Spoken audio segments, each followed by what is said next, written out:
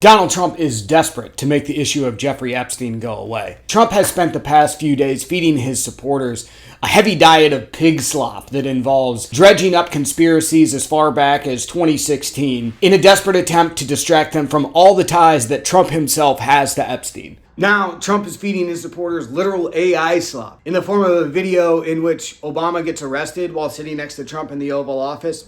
Pretty strange stuff. But Trump faces one major problem in terms of succeeding in getting his supporters to finally move on from Epstein. That's that to fully explain why Epstein is a hoax, Trump has to admit that he's in the files. And that's exactly what happened here. Trump is in the Epstein files. The DOJ and the FBI, through the normal investigative process, probably dug up a lot of the stuff that's been publicly reported about ties between Trump and Epstein, as well as some stuff that we don't know. Then, after Trump was reelected, Pam Bondi and others dug into those files and realized that they included many mentions of Donald Trump. So now they have to go back on their promises to release those files. That's a 180 from everything that the record shows and what Trump and his surrogates have been saying that they were going to do. Alex Jones and many others in the MAGAverse are so close to figuring it out, but they're just not quite there. The reason Bondi and Trump have done a 180 on the Epstein files is not because the files include a bunch of made-up information from people like former FBI Director James Comey and somehow Obama and Joe Biden. The reason that Trump and Bondi can't release the files is that there's probably credible information about the many ties between Trump and Epstein. Meanwhile, Steve Bannon, one of Trump's main propagandists, is apparently sitting on hours and hours of interviews that he conducted with Epstein.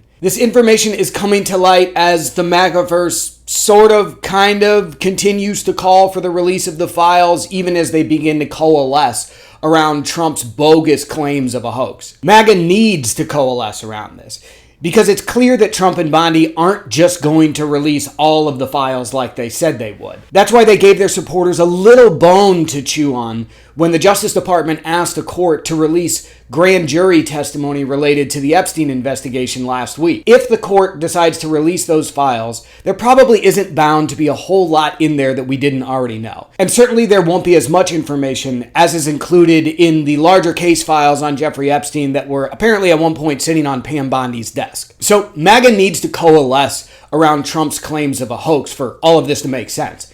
And we're watching them figure it out in real time. What was once MAGA and the American rights belief that anybody with ties to Epstein was a pedophile and a criminal, that means everybody who's potentially in these files, has now warped into the presumption of innocence for Trump. The Biden administration, who in my opinion has a history of corruption, has tampered with these files, and we're never going to get to the bottom of it. I think stuff could have been placed in those files.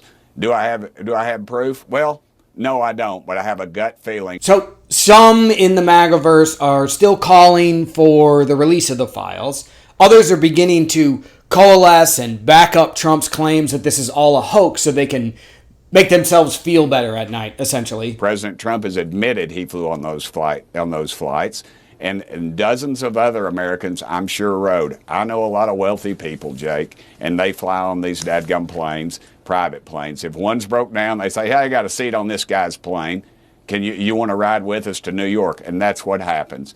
And so I caution America, though, if we need to have some sort of way to filter out the innocence in these things. But suffice to say that whatever files or information is released after this about the DOJ's investigation into Epstein, there's no way that we can trust it. That's because there's just simply no way that investigators within the Justice Department didn't pull up information about Trump's ties to Epstein as part of their sweeping years-long investigation into him. So we're probably looking at a situation in which Trump and Bondi selectively release information tying Epstein to their political enemies, because they're certainly not going to release anything that ties Trump to Epstein. And that's why Trump is so desperate to make all of this go away. That's why he's feeding his supporters some of his conspiracy theory greatest hits, going back to 2016 in the investigation into Russian attempts to elect Trump, which is true, by the way. Trump needs distractions because even some of his supporters can't quite figure out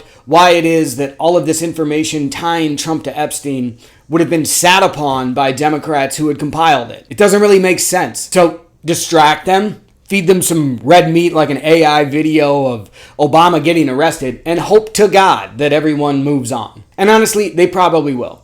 Because this has never been about the search for justice for Epstein's victims and other victims of sex crimes. This has always been about vengeance for Trump's perceived political enemies, which includes prominent Democrats and liberals. Trump supporters have always wanted to see Democrats and liberals in cages, just like they want to see immigrants in cages.